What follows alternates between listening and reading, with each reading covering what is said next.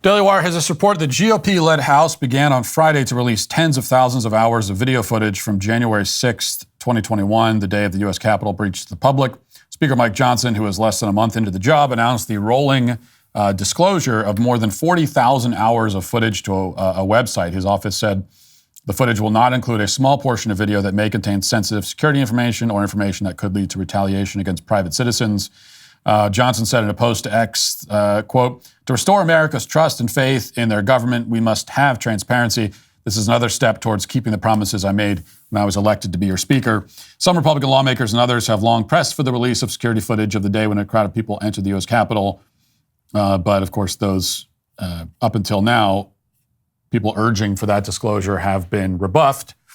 And now it's all being made public. Now, over the weekend, a bunch of previously unreleased videos started circulating on social media. Well, on Twitter at least. If Twitter didn't exist or if Elon Musk didn't own it, then we could be pretty sure that these videos we would not see, which is like another big reason why it's emblematic of the reason why the left wants to destroy Elon Musk. So we'll take a look at one of the. There's a couple of videos we'll take a look at. Here's one where we could see it's just basically a stream of people kind of casually walking down the hallway. Let's take a look at that briefly.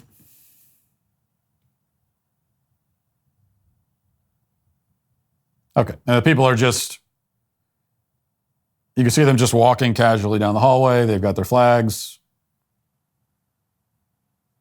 The cops are standing there. They're filming. Very, very casual. And that's a video. And there's a lot of videos like that.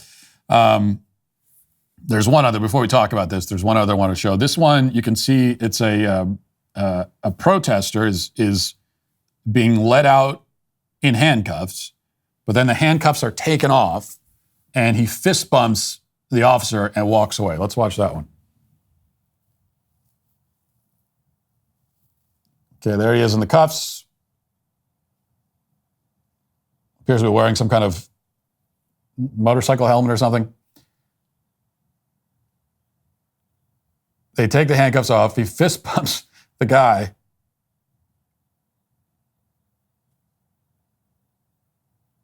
And then that's it. Well, they give him his bag back. And he walks away. All right. So, what do we make of this? Well, there's a reason why it took them almost 3 years to release this footage. You know, that's one thing we can learn from it. There was never any good, legitimate reason to not release it. I'll make the same argument I did with the Covenant Shooter Manifesto. It is not the government's job to decide what information we need to be told. And we are very accustomed to the government assuming that job, that we almost would think that this is one of the government's fundamental jobs because it's our entire lives. This is how this has been their primary function, is to figure out what information we should be told, suppress information. This is not the government's job. Transparency should be the rule, not the exception. You know, unless it's a case, actual clear-cut case of national security or some other rare exception, we should just be told everything. And this is especially true because even if I agreed that the state should or would be justified in withholding information from us because they don't want us to draw politically inconvenient conclusions, which of course I don't agree with that. But if I did, people will draw those conclusions if you don't tell them everything. And in this case, whatever they were worried about people thinking about January 6th, we already thought it because they wouldn't show us the tapes. And now we see it, it only confirms what we already assumed. We're facing the threat of a potential government shutdown, and the administration will ultimately deal with it the same way they always do, with more spending. More spending will inevitably devalue the dollar. Protect your savings then by diversifying into gold with the help of Birch Gold Group. When you open an IRA with Birch Gold, for every $10,000 you spend by December 22nd, Birch Gold will send you a free gold bar. Just text Walsh to 989898 to claim eligibility before Black Friday. Birch Gold can even help you convert an existing IRA or 401k into an IRA in gold without taking any money out of pocket. and you still get the free gold bars. With an A+ rating with the Better Business Bureau, thousands of satisfied customers, you can count on Birch Gold to help you transition an existing IRA or 401k into an IRA in gold. Don't let your savings fall victim to the further devaluation of the dollar. Text Walsh to 989898. Receive a free info kit on gold and claim your eligibility before Black Friday to receive free gold bars on your qualifying purchase. That's Walsh to 989898.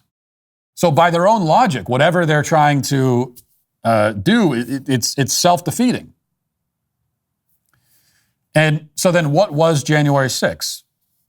You can see in all these videos, it obviously was not an insurrection. It was not a terrorist attack. It is not a tragedy on the level of 9/11. It did not warrant 3 years of hearings and trials and theatrical productions, not to mention that in some cases, you got decades and decades of prison time.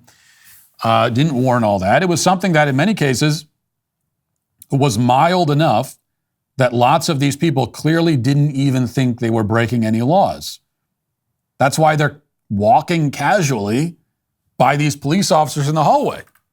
If you think that you're breaking a law, that's not how you would conduct yourself. I mean, if I was there and I saw people just being led into the Capitol building and allowed to walk around while cops stand there and watch and give them fist bumps, and also, if I was extremely naive, so if all those things were true, I would probably assume that, okay, I guess we're allowed to do this. Now, I'm not naive, so I would have known, as I did on the day when this was happening and said so, that these people are walking into a trap. They're walking into something that's going to destroy their lives. But for a lot of these people, as the videos clearly show, their crime was naivete. That was it for a lot of them. Not all of them, but a lot of them. And whatever else you want to say about it, to call this an insurrection is just ridiculous. Like, what insurrection in history could have ever been confused with a guided tour like this one? If I showed you that video and without context, and I told you, oh, this is some people going on a guided tour of the Capitol, you'd believe me. If you had no context at all, you saw these, okay, yeah, well, it's a big group of people. It's a little weird they have flags that they're carrying, but other than that, sure.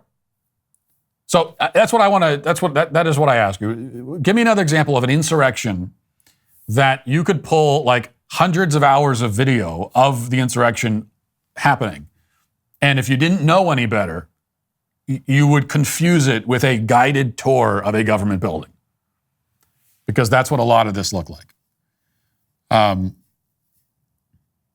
And so obviously what we're being told about it is absurd. Hey, YouTube, thanks for listening to the show. If you'd like access to my full show with no ads, you should go to dailywire.com and use promo code Walsh to get 2 months free on all annual plans. See you there.